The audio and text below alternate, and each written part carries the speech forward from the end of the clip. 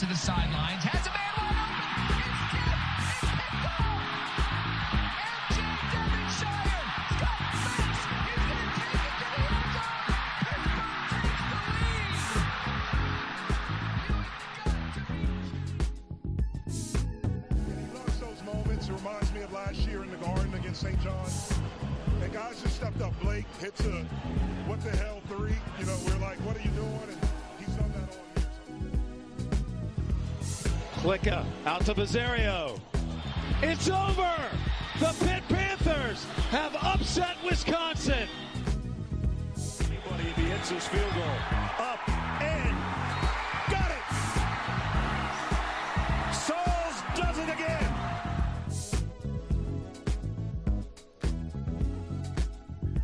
What is up, everybody? Welcome back to Simplify Podcast. I'm your host, Zach Kaminsky. I'm joined by my two co-hosts, Mason Kling and Kent Vanderwood.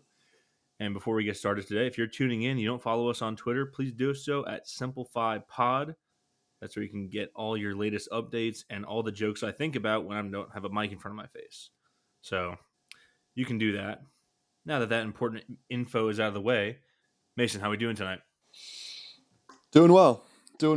I'm feeling a game above tonight. That was the closest thing I had to a bit to start. Honestly,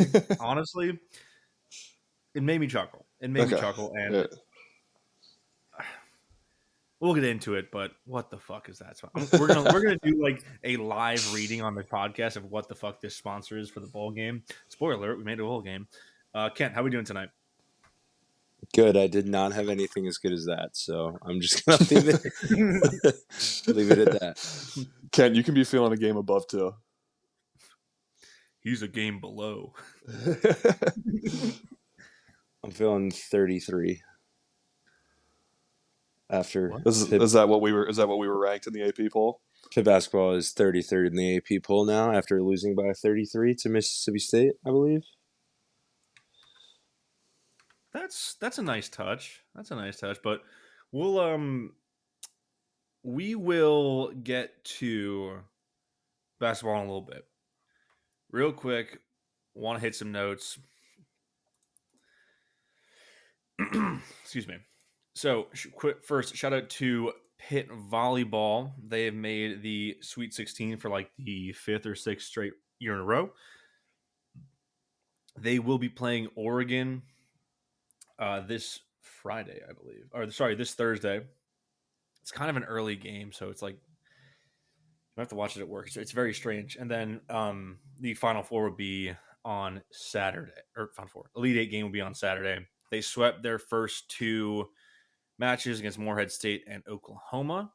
So that's one thing. And also another thing on the preview show we said is that SMU, the only team to beat Pittsburgh this year, was in their quadrant of the bracket. They lost in the second round. So very interesting. It'll be Pitt versus Oregon on Thursday, like I said, and then the winner of Kentucky and Missouri on the opposite side for the Elite Eight. The War Machine keeps rolling. I believe the games are starting to get on like proper cable networks now instead of ESPN Plus. So if you got time, if you have a screen at work, go tune in, because I think it might be like a 3 p.m. tip for that match on Thursday. It's kind of ridiculous. Anyway. All right, Game Above Sports. I am trying to figure out what the fuck this is. All right, so we're on the GameAbove.com website. For anyone who doesn't really understand what I'm doing, Pitt made it to a bowl, the Game Above Sports Bowl, also formerly known as,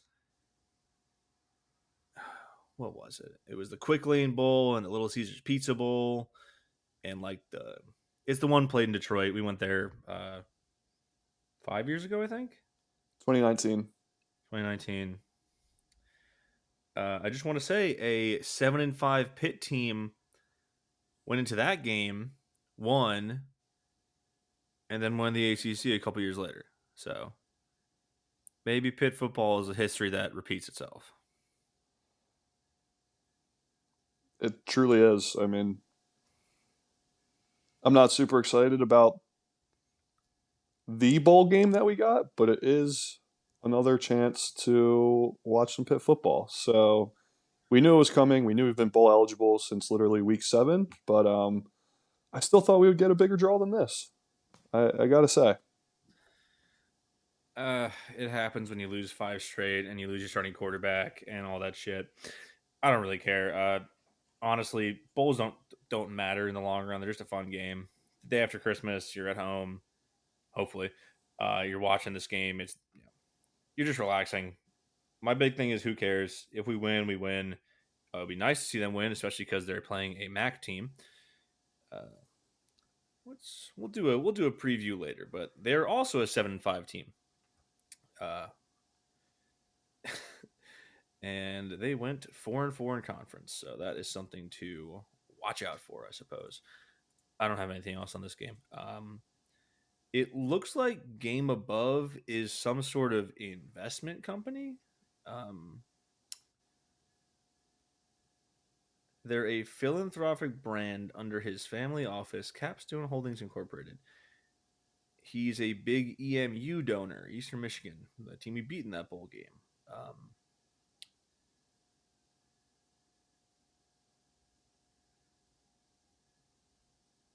This may be one of the strangest bowl sponsors I've ever seen. It seems like a legitimate arm of Eastern Michigan University getting a bowl game that Eastern Michigan isn't in. So, frankly, that's confusing to me.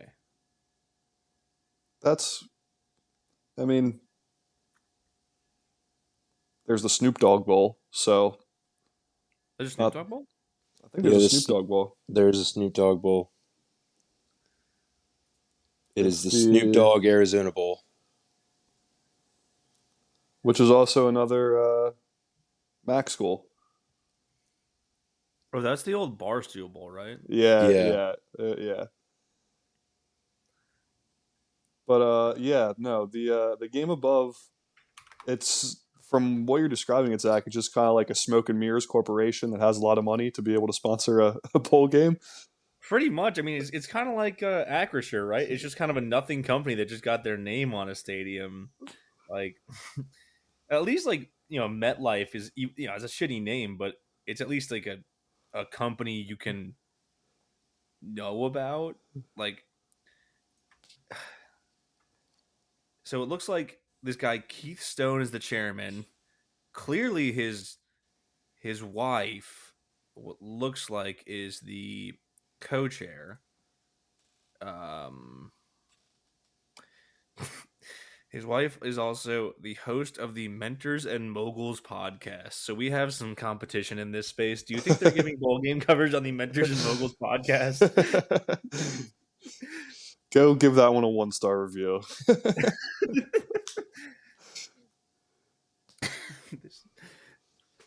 The United Healthcare Bowl. Too soon. Very topical.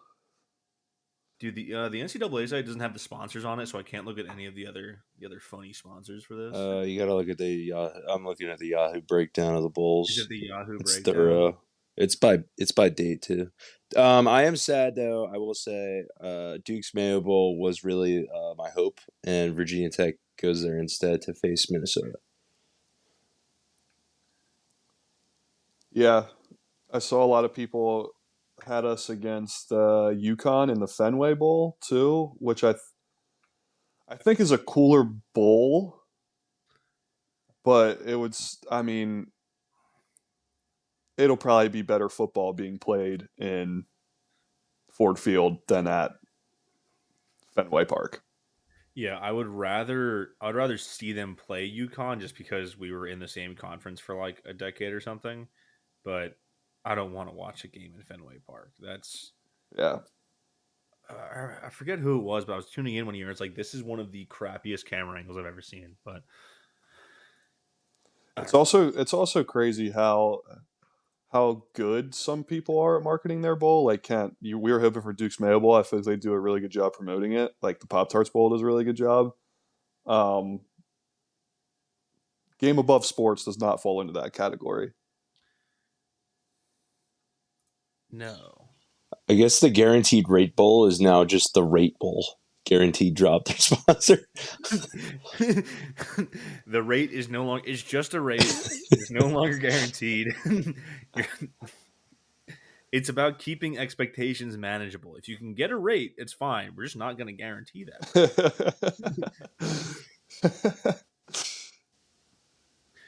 I will say, I do like the fact that Bad Boy Mowers sponsors the Pinstripe Bowl in New York City, where there maybe are the least amount of lawns per capita in the entire United States. Yeah, I saw the Rate Bowl, and that one got me. I will say that the Holiday Bowl, which I think is another one that you mentioned on the show, is actually gonna be a pretty good matchup between Washington State and Syracuse. That's probably one of the better bowl games I'm seeing outside of the playoff. And I guess we can start talking about the playoff then, because the 12-team bracket came out last night. So I'll open the floor up to you guys first. Do you have any issues with the bracket? And the bracket is as follows. Number 1, so the byes are 1 Oregon, 2 Georgia, 3 Boise, 4 Arizona. And then the 4 first-round matchups are 12-5 Clemson at Texas, 9-8 Tennessee at Ohio State, 11-6 SMU at Penn State, and then 10-7 Indiana at Notre Dame. The first 2 teams out were Alabama and Miami, if memory serves correctly. Do I have some issues with this bracket? Yes. How does Penn State get the easiest? They now have, I think, probably the easiest non-bye route to the final. They draw SMU, and if they win that game, SMU at home would go on to play Boise State, who I love Boise State, but that's still a group of 5 game in the quarterfinals. Semifinals. No. Quarterfinals. Power 5 game or group of 5 game that deep is just crazy. Well, I mean, listen. Who's to say that a team overlooks Boise State in the Fiesta Bowl late in the season? Wonder if that's ever happened before. I'm just saying.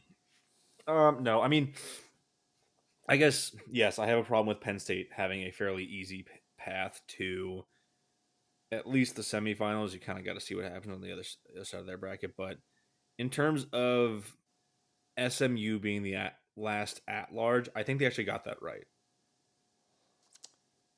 For sure. Over Alabama, yeah. For sure. I think that everybody in the entire country except for Alabama would agree with that notion. But because Alabama fans are Alabama fans, I feel like we're still seeing a lot of discourse about that today. It's more than just Alabama fans. There's like a lot of like SEC talking heads going around, like making the rounds that like I've seen every argument from, there's more NFL talent on these rosters, so we have to see them play. You're a sick fuck who shouldn't be allowed to watch college football if that's how you think. But my favorite argument I think going around is that, well, now that 9-3 Alabama was left out, we should stop scheduling hard out of conference games. And then you look at Alabama's out of conference schedule, right? And granted, they schedule Wisconsin usually good, but they're 5-7, and the rest of it was FCS Mercer, Western Kentucky, and USF. You guys actually got left out because you had a really easy out of conference. Like your losses were in conference to 6-6 Vanderbilt and 6-6 Oklahoma, the latter of whom blew you out like in the last 3 weeks of the season. It's so funny to see themselves talk in circles because that's literally what it is.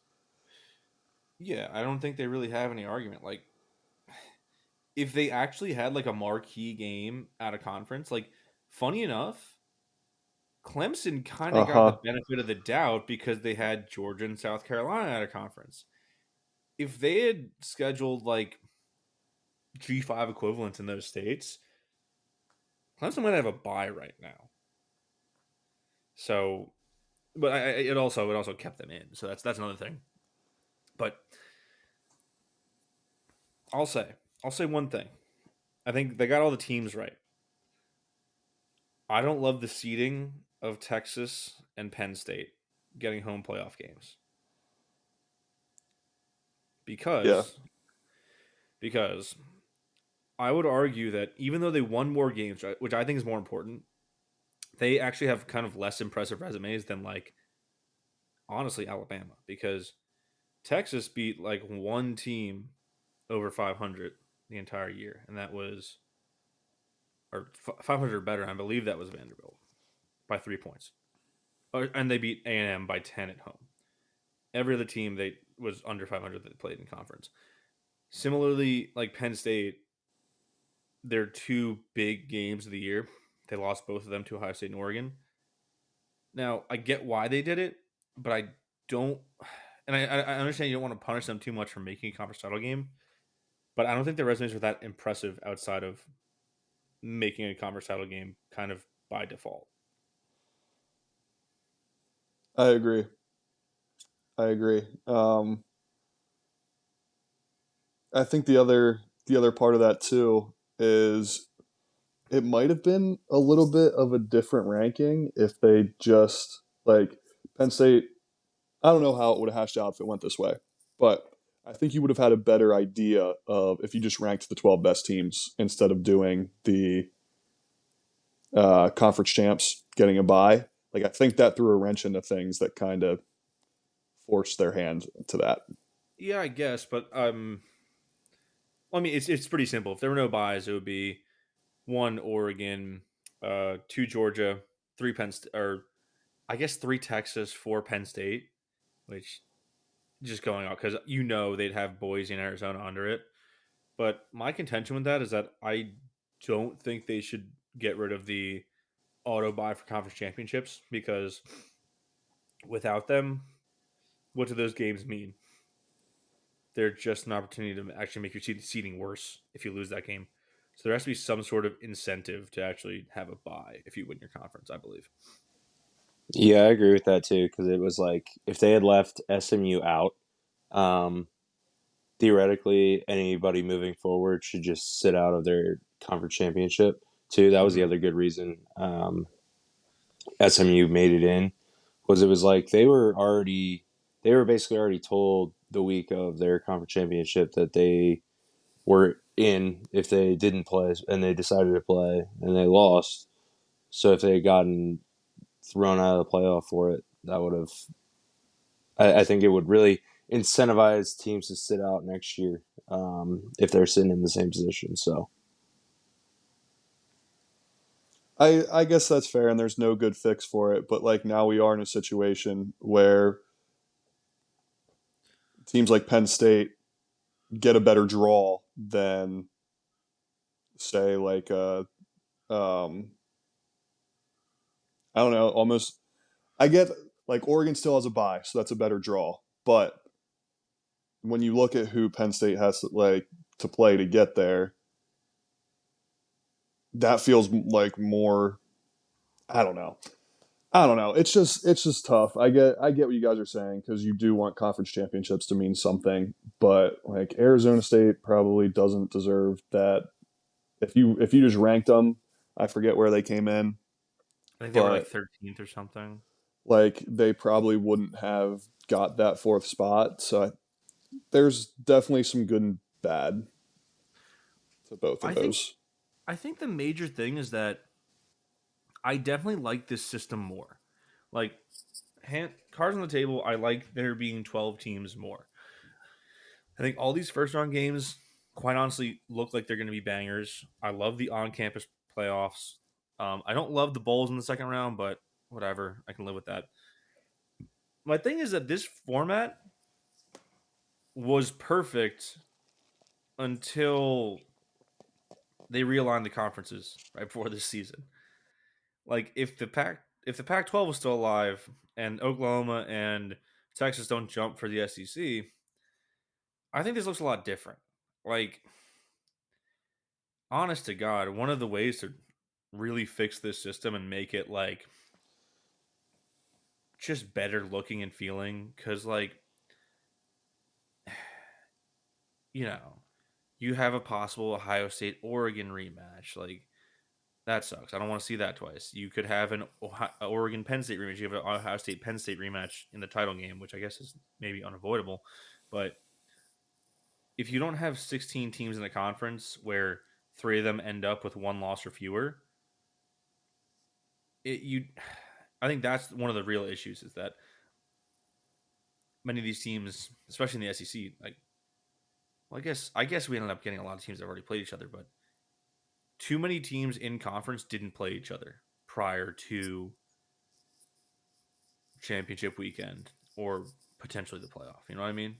Yeah, I agree with that fully. There's too much of the teams that play everybody, Mm-hmm. and not enough of the team like Indiana this year. Love that they're in; they deserve to be in, but they're there because they played a dog shit schedule and they didn't get a Yeah, chance to play the a lot of the other schools that Oregon, Penn State, Ohio State did.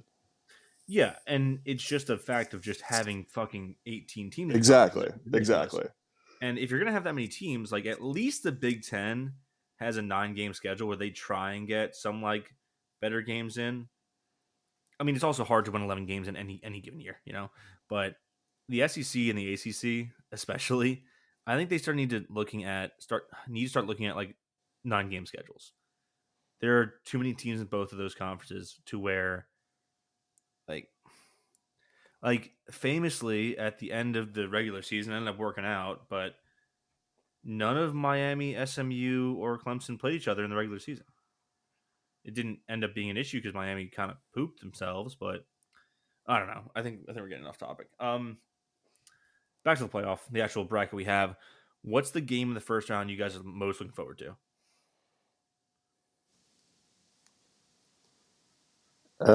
First round, I'll probably say Tennessee, Ohio State. Um, I think that's probably going to be your best matchup of the first round. I could also see people talking about Indiana, Notre Dame. I don't really know how that one's going to shake out. I've never been a Notre Dame guy, so I'll root for Indiana in that one. Um, but yeah, I think that's a must win for Ohio State. I think against Tennessee if Ryan Day wants to keep his job. I would certainly agree with that. I don't know if it's going to be a good game because, like, Ryan Day famously like turtles in big games, which this is one of them, and it's going to be really cold. So I don't know how it's going to affect Tennessee and Ohio State, who in the past have not done well in cold weather environments late in the year. Personally, I think that SMU Penn State is probably a closer game than a lot of people are giving SMU. I think they kind of ran to a Clemson team on fire, and they had won 10 in a row at that point. It's hard to do. It's hard to do it 11 times. They still almost won it. The Clemson a last second field goal to even win that game. I also think that Clemson Texas might be closer than the line indicates. Like Texas is right now favored by 11 is what I'm seeing. And I don't know if that's going to keep up because like Quinn Ewers didn't look that good in the SEC title game. Yeah, I feel like I like them to cover. I don't know. It's Dabo tends to get the team to show up in big games, but I don't think they have enough to withstand Texas winning that game. But I do think that's a pretty big spread for them. I agree with you, Zach. There with like you're kind of getting Clemson at the right time, and Texas is not struggling, but the vibes are always different coming off a loss than Clemson's riding pretty high right now. So I'll pose a question to you. When's the last time that Texas looked good? Because I think it was back in week 2 when they played Michigan. yeah, I mean that's a good point. That Like A and that's M something. A&M game maybe. I mean, they won that 17-7. Like, yeah, their defense shut down A&M, but their offense didn't do much to on the other side. And then they couldn't beat Georgia's backup QB, who could barely do anything. And um, I think it's confirmed that Carson Beck won't even be starting in the in whatever bowl they're playing in. I believe the what are they playing? The Orange Bowl, The Sugar Bowl, Sugar Bowl. Sugar Bowl. which I'm surprised they didn't go for the Peach Bowl, but whatever. Yeah, I don't know. I don't. I don't know about an outright win, but I don't think that that's going to be a 2-score game by the Fair, end. fair. I'm most excited for Notre Dame, Indiana. Yeah, Already got some early trolling by oh, why am I blanking on Notre Dame's head coach name right now? Marcus Freeman. Marcus Freeman in the press conference where he just Googled Frank Signetti and told the reporters what came up because Frank Signetti had the Google Me quote earlier this year. Um, kind of like a faux like fake rivalry game, being that it's both Indiana schools here. Like I think it's they don't play each other a lot, but these schools definitely still don't like each other. Um, See, this is a weird one because like I think this is a true like little brother rivalry with yes, Indiana because frankly, there are a lot of people who are Indiana basketball fans and then Notre Dame football fans in that state. So I know that there are probably some dyed in the wool Indiana fans that are just like ready to if they win that game. I don't know if any Notre Dame fan is safe within a 100-mile radius. I love that. That is kind of like a there's going to be some real energy in there. Even those two teams in the same state, and they haven't played in like 30 or 40 years, which is very interesting to me as well. yeah, So you would have thought that somewhere along there they got a non-con game or something, but yeah, I just think with all the backstory and probably house divided stuff that you'll get there, that'll be a fun one. last time they played was 1991. Ooh, Indiana has not won since 1950 in this series, but they don't play that much. Anything else on the playoff?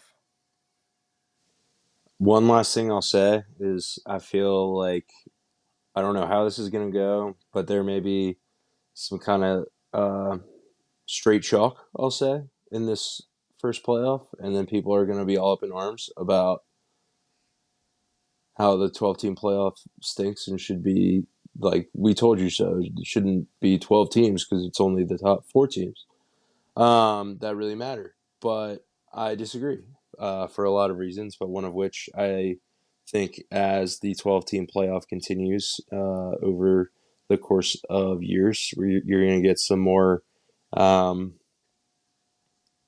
equal teams across the country in other places to a point where you can make the playoffs if you don't have to go to Georgia, Bama, Clemson, all the basically power schools for football to have a chance of making the playoff, and I think it's going to make a difference in the long run. So Yeah, I agree with that. Also, because you're kind of seeing a flattening of talent in the sport, and it's because of NIL and the transfer portal. Like, to use a Pitt example, getting guys like Kanate Mumfield in and Eli Holstein and Desiree that actually made this team better, that was all possible through the transfer portal. And basically, what you're doing is all these guys that are on like talented prospects that aren't getting playing time in year one at these schools that aren't going to play them because they have more talented guys ahead of them. They're finding other opportunities in year 2 and year 3, whereas under the old system they were just kind of there for the rest of their college career unless they wanted to sacrifice a year to transfer out. So I agree with Kent that maybe you might get a bad game with the winner of Clemson, Texas against Arizona State. Actually, I actually think Arizona State might have a fighting chance, but maybe you get a bad game with Boise in the Fiesta Bowl, and that's fine. The longer that the portal and NIL are a thing, the more flat talent will be among college football rosters. And honestly, like Arizona State's kind of proof of that. Like they brought some guys in, they were like 3-9 last year, and now they're in the playoff. Indiana was 3-9, they are now 11-1. SMU brought in a ton of transfers. They were a field goal away from winning the ACC title. Like I think the 12-team playoff, even if you get if you can even get a clunker this year, it is a proof of concept because all of these teams using the available resources got there. much earlier than expected. Yeah, I've, and you said it earlier too, Zach. Like, still think they got the 12 best teams in there. Like that's what the playoff was designed to do. It just gives them a little bit of a buffer, and I think that's exactly what it did. So I know I was complaining earlier about where teams fell and whatnot, but um, I will say I'm super excited to watch all of these games, and I think for the first one, it's going to be a good one. It's going to be fun. I'm just really excited for those home playoff games. Yeah. Those are gonna be rocking. I think that I'll be honest. I don't think I see a bad crowd in those first four. Like they're all gonna be. I think Notre Dame already sold out. Penn State, they do what they do. I'm not gonna address that. Ohio State is a awesome game day environment. Texas also fits 100,000 people. Like, buckle up. This is gonna be fun as hell.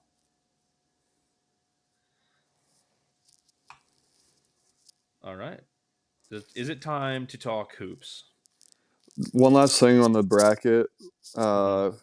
I just realized since there's three of us, we could definitely do, since we were doing snake drafts the other night, we could definitely do a snake draft of, how when you pick teams in March Madness and like a 1 seed gets a 1 for every point they win, like 2 seed gets, we could definitely snake draft that out and keep track if we wanted to. We could do it. We could do it after and just put it on a graphic, but for time's Yeah, we can do sake, that. yeah. We can do that. All right. Watch out for that graphic. You'll see that soon. Basketball. Up. Let's put it kindly. It was an up and down week in Pitt basketball. They started it off by losing 90-57 at Mississippi State in the woeful ACC SEC challenge, and then to start ACC playoff, they had a come from behind win at Virginia Tech, 64-59. Do we want to eat our veggies first? Talk about the Mississippi State loss. Let's Yeah, do it.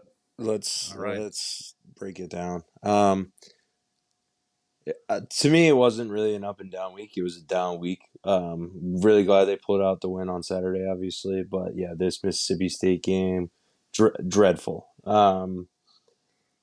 Pretty much from start to finish. That's my quick note before we break down stats. Mason, I don't know if you have any comments, but No, that sums up about how I'm feeling too. It could have been a tumultuous week with a loss to Virginia Tech on Saturday, but we at least eked that one out, put both these games behind us, and focus on getting better. I'll let you break down some stats here, but I do have a question for you after you sort of go into the stat hole. So let's hear it. yeah, I mean, where to even begin? I think I'll begin with shooting percentage. Pitt shot 20 of 64 against Mississippi State. That is 31%. Mississippi State shot 37 of 64, just under 60% from field goal range, or for field goals. From 3-point range, I should say, it was actually a lot closer. It was 30% versus 33%. Both shot the same from the free throws, 9 for 13. Shut out 13-9. Yeah, that's where I'll start. Any comments on the shooting? We were talking about this a little bit during the Virginia Tech game. We were watching it. For a while, it's kind of been common for Pitt fans to be like, wow, it sure does seem that every single team has their just a crazy 3-point shooting out against us. And are we just bad at defending threes? Is that something?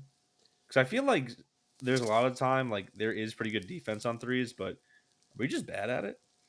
Yeah, I mean the Ohio State game was kind of one thing because they were hitting some from like Jimmer range. That it's like, all right, I don't mind that you're not defending that shot necessarily.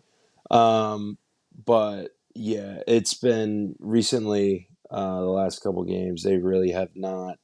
They give up way too many easy open threes. So yeah, there's definitely a lot of bad defense that plays into the hot shooting of the other teams, more so than everybody up in arms about how teams don't miss against us.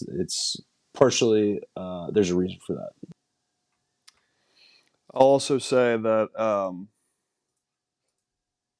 I think what's an even more glaring factor into just poor defense on the threes is the second chance opportunities that really hurt us. Because I think a lot of times we do get into the habit of saying, "Oh, why does every team have their best shooting night against us?" And it's like, well, because they're getting double the possessions that we are. They're getting all these extra shots. Yeah, you're going to make more of them. So I think we could be better on defense, and we could absolutely be better rebounding the ball as well. I know we were having several conversations about that watching the game this past weekend.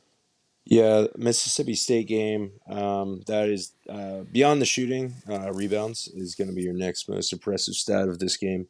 Mississippi State out rebounded the Panthers 49-27. All right, so that is going to, we got to talk about this. It was kind of clear from the jump here that Pitt was just getting out physical from the first minute of this game.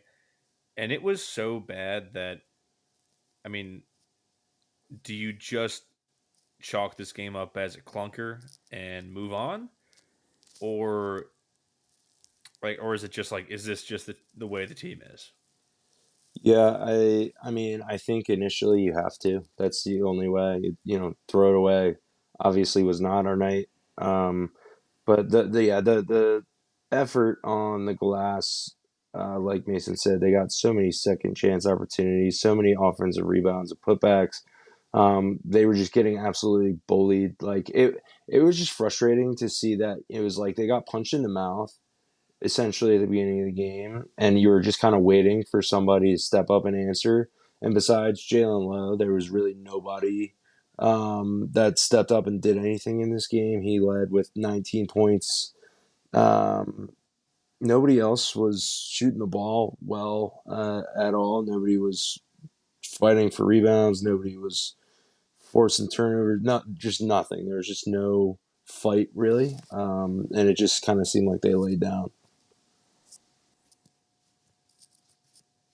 Yeah, to me it screamed Pitt was reading the press clippings a little bit. We were talking about our ranking last week, and this was our first game after that ranking on the road in a team who was probably thinking that they should have been in that ranking, and they weren't.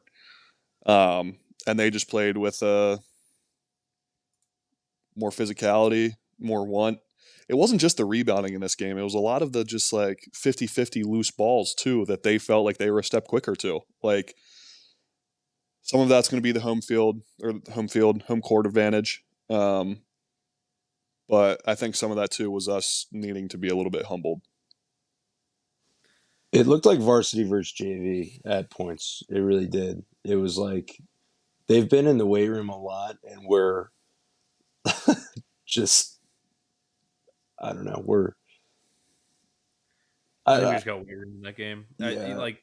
It's something that everyone's going to talk about, especially with Guillermo Diaz-Graham and Cam Corrin. Just like everyone knows, Guillermo Diaz-Graham is lighter than you want for a forward. Yeah, I think you just have to live with it. With Cam Corrin kind of not looking like playing his size in that game, especially with the sort of emergence of Papa Conte in the Ohio State game. And granted, he did get 19 minutes in that game, but it just seemed like there was no answer between those three or Jorge or Zach Austin in terms of stopping anybody. It was basically they just got rolling, and then nobody stopped them. And everything sort of compounds on itself where they were a half step faster on 50-50 balls. Something we've kind of touched on the whole show is that Pitt, while sometimes they're in a great position to rebound, they may be the worst team I've ever seen at securing a rebound. You just have balls going through guys' hands in the worst possible times, and it gets kicked out for a three every time. But yeah, it was all bad. And I think that I heard Chris Peak say this was a game where Mississippi State chose their final score. So I'm of the burn the tape mentality here. Yeah, to get back to your question earlier, I would say you have to burn the tape and move on initially, but that is going to be a loss that is painfully on their resume for the remainder of the year when it comes time for the selection uh, committee to put them in on Selection Sunday or not. So I think Mason and I were just saying by the second half, it was like, let's just try and get this loss under 20 points. And they kind of went the opposite way and lost by 33. Because ultimately, that's the margin of difference is going to be what sticks out, especially if those are two teams fighting for bids there. Luckily, I mean, Mississippi State is a good team. I mean, they're ranked now in the poll Yeah, that it's gonna came be out a quad today. one. This gonna be a quad one loss, and like I just checked the NET right now. Mississippi State is 20 and we're 16. I don't know when they update it, but like I don't think this is gonna be a Missouri situation. I'm not Yeah, gonna. no, definitely. I mean, Missouri.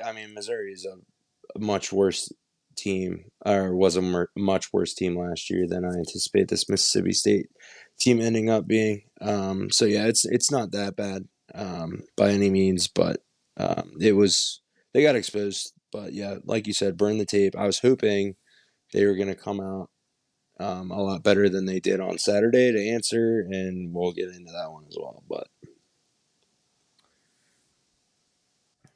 Mason, anything on Mississippi State before we go to Blacksburg? Brandon Cummings got a ton of minutes at the end of the game against Mississippi State, and I know it was against, it was kind of garbage time, but I think he needs more minutes. That's my last take from the game. He's too good of an athlete and too good of a shooter to not have the ball in his hands just a little bit more. So especially when things, and you kind of saw it on Saturday, when things maybe aren't going great, I think he can be more of a spark. All right. So we'll get into that because on Saturday, Pitt played at Virginia Tech. Now, I will start off with this. This is something we're kind of getting at, I think, amongst ourselves before the game, but Pitt does not win in Cassell Coliseum very often. The broadcast announced it very, very enthusiastically afterwards that they hadn't won there since 2003. It's something we've talked about before. It is just a hard place for this team to win. And no matter, listen, it sucked getting there. I am very happy they still won, even if they only won by 5, because they usually don't do it. And it's just not like this would have been a horrible loss to take, and they ended up pulling it out. They were down pretty big in the second half, and I think the rebounding margin here it was about even. There were some just bad effort plays by Pitt, but really the story of this game I think is that Virginia Tech did a very good job of keeping this team out of the paint all day. They did not have any I don't know what it was because I'm not a basketball scheme guy, but they did not let anyone get into the paint very easily. And then holy shit, Pitt could not shoot a three to save its life. They went 6 for 28 from deep. That is a whopping 21.4%. But it ends up that they go perfect from the free throw line, a perfect 12 of 12, which makes a huge difference in the game. And I will say, for how bad that everyone played and shot early in the game, Guillermo is 1 for 7 from 3. Jalen is 1 for 5. They end up making those threes towards the end of the game. Guillermo had a rough first half. He even had a pretty bad second half, but he hits that 3 to kind of get the lead down to 2, I believe. And then he has a huge block at the end of the game to really seal it. And then Jalen goes the other way. So those are my big picture takeaways in this game. I'll let you guys loose on it here. Well, to answer your question of why they did a good job of not letting us get in the paint, they were just like hedging. They were saying it on the broadcast. They're hedging the pick and rolls, and we don't have like a true roll threat. Like we would try to get the ball to Cam Corrin, and he hasn't been a true scoring threat. I think that was a big. They were like, we're gonna make him and Papa Conte beat us. We're not letting Ish and Jalen Lowe get to the paint. So when that happens, you have to have at least somebody in there that can roll to the basket and score, or roll to the basket, draw the defense for somebody else. But Cam Coran was, I mean, he was 3 for 4 in the game, but he could have, based on what I saw, I think he and Papa Conte probably could have had more involvement. Yeah, I mean, Conte had 2 minutes. I will say, is the issue that none of our big men can dribble? Certainly doesn't help. Yeah, they have no. Well, Corn's stronger with his hands down low than the others. I don't know what Cable's obsession is with centers that weigh 150 pounds, but like we got to get some beef down there, man. It was like we needed some beef against Mississippi State. When we're gonna need some beef at some point too. It bewilders me that we have all these 7-foot guys that weigh 100 pounds, and it's just tough. Yeah, when you're not hitting outside shots, when you're missing your best mid range shooter in Damian Dunn right now, that's really hurting this team as well. So I just think there's not really enough coaching adjustments being made right now for what other teams are doing to defend us. Like it just doesn't seem like we just try and run the stuff that's not working, and kind of like definition of insanity, trying the same thing over and over again when it's not working. Like, I will say though, I think it's both coaching and execution, because you can't go 6 for 28 from 3. You simply can't. Guillermo can't go 1 for 7. Delhi had zero shots from 3 all day. Like the guys we were expecting to hit threes just aren't this year. And I know that, and like you mentioned, we haven't mentioned it yet, but Damian Dunn being gone hurts this team probably more than we've addressed this entire show. But you can't do anything about that right now. What you can do is hit threes. And they need somebody to step up and be a viable threat from 3-point range. Like Zach Austin, yes, but I think he's just a little bit too inconsistent for what they need. Because I think one of the reasons that they were just like able to sit on those pick and rolls is that even if you gave everybody on the team an open look every possession, they weren't going to knock it down. they couldn't. They got some really good looks, and they were just like, just hit the rim, whatever. yeah. The other thing I'll say is Pitt they're not a great, like you said, they're not a great 3-point shooting team. They haven't necessarily been a good 3-point shooting team so far this year either. I would say bad. Yeah, not even, yeah, they're bad so far. They are, however, a good free throw shooting team, yet they don't really try and get to the free throw line. It's like they were 12 for 12 from the free throw line in this game. Virginia Tech was 8 for 25. They shot twice as many free throws. Like, if the threes aren't falling, try and get inside, get a pump fake, get a guy in the air, get to the free throw line. Like, you are a good free throw shooting team. Years past, that has not necessarily been the case to be like that. You're a good free throw shooting team. This year, you're a pretty good free throw shooting team across the board. Get to the line. If the jump shots aren't falling, I don't know. Like, It's a great point. That's a great point, Kent. I know that we were the refs were definitely letting the boys play on Saturday. So I think we were calling for a lot of fouls that weren't there, but you still have to be more aggressive and find a way to get to the line, because we have great ball handlers to be able to do those things. Press the defense, get them in foul trouble. In the college game, that's huge. It's huge. Yeah, we talked about that, I believe, following the Wisconsin game, where they got into the double bonus with like 10 minutes left and then didn't press that advantage. Like Kent was saying, I honestly think that as it stands right now, this is a horrifically bad 3-point shooting team that Capel is putting out this year. That'll probably change if Guillermo and Delhi decide to wake up and hit threes. That's always subject to change. But right now, your strength is inside. Your strength is getting to the basket, whether that's one of your amazing guards that can dive, or they get like Cam Corn can still hit mid-range jumpers. Guillermo can at least get the ball in the net if you get it to him close enough to the net. Zach Austin's good for a monster dunk every once in a while.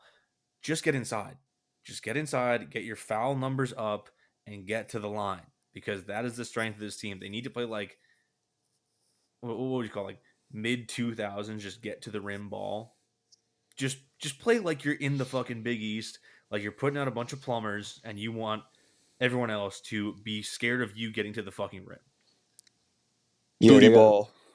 they got to play some Big East basketball.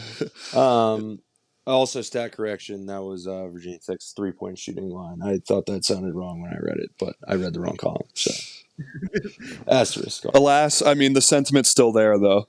Correct. Yeah, on the Pitt side of things, it's still correct. They were 12 for 12 from the free throw line. They do need to get to it more. Yeah. Hey, I mean, we said a lot of bad stuff, but like you said when we started off, Zach, we're 1-0 in ACC play. We kind of got a monkey off our back and got a win at Virginia Tech, which never happens. So Never happens. Net. I mean, it's a net positive. I know it wasn't a great win, but it's a win. Yeah, they're 8-2. They're Yeah. 1-0 in ACC play. It's a good point. Overall, they're sitting in a good spot. If you had told me that this was going to be where we're at this point, I'd be pretty happy, even with the high expectations we had. If you said our only out of conference loss, or no, sorry, we had two of those. But if you told me we lost to Mississippi State and Wisconsin and won the other 8, I'd be pretty happy. So. Yeah, and that's kind of why I knew we were going to complain a lot in this segment. I know that it was an ugly game, but it just matters more that we won it, especially given all the history in Cassell Coliseum, opening up ACC play with a win, responding, and like honestly, a game where nothing went right, they still pulled it out. Just not because let's be real, if they lose that, that's probably a quad 4 loss sitting on their resume. Yeah. That would have been awful. Yeah. So yeah, you get over sort of like the last big week in December. You just get to recoup because at this point, I think they play like 3 games in 3 weeks. It's a very weird stretch of schedule for them. That's not even true. They play in the next 3 weeks. They'll play 4 games. So There are some long breaks though, and they're against. Yeah, the holidays are weird. Yeah, they're some long breaks, but they're against not great opponents. So let's just like take care of business, work out some of these kinks before we get into true ACC play. Yeah, and real quick for everyone who doesn't have the schedule up in front of them, you get Eastern Kentucky at home, 7:00 on Wednesday, the 11th.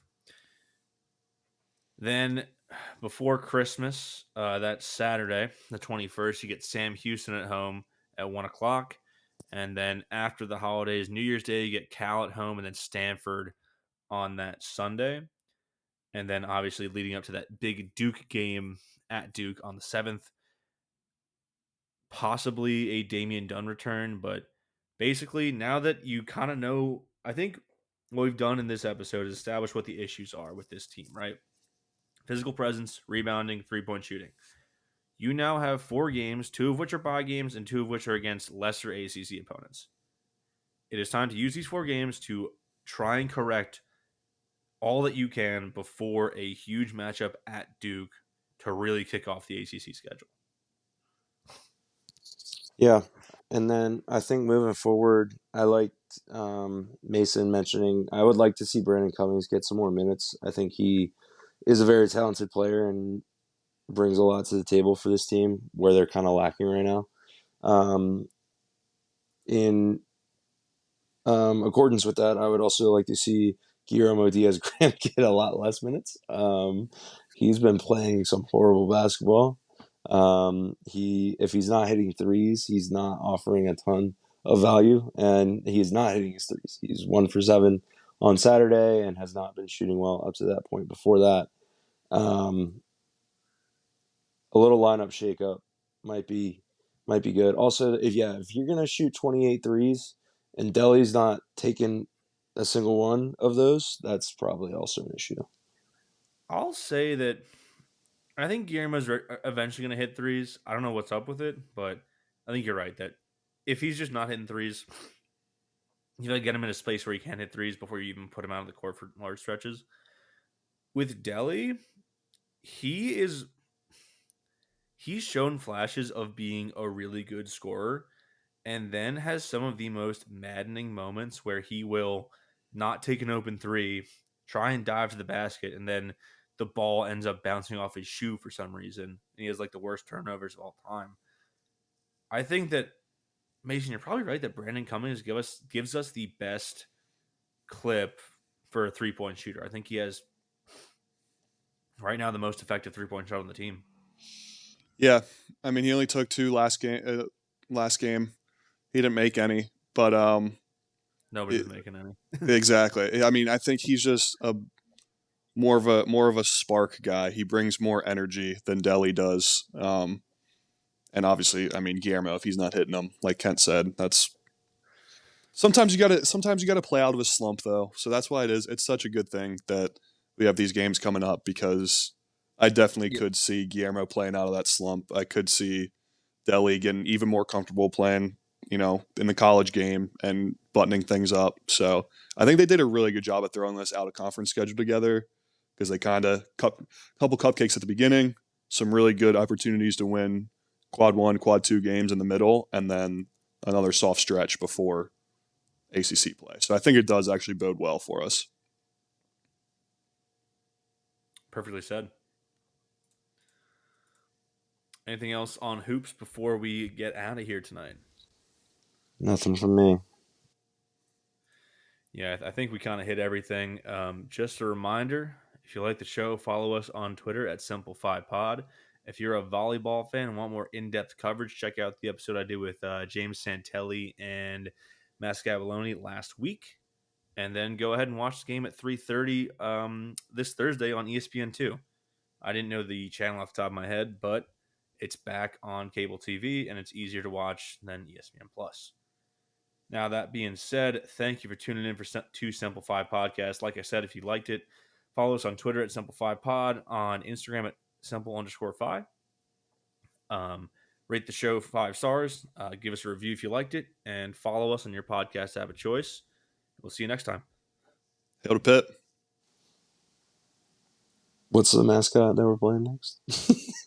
What is it? They're the Norsemen. Beat the Norsemen. And the Bearcats spelled with a K. And the Bearcats. Oh, that's right. That's right. Yeah.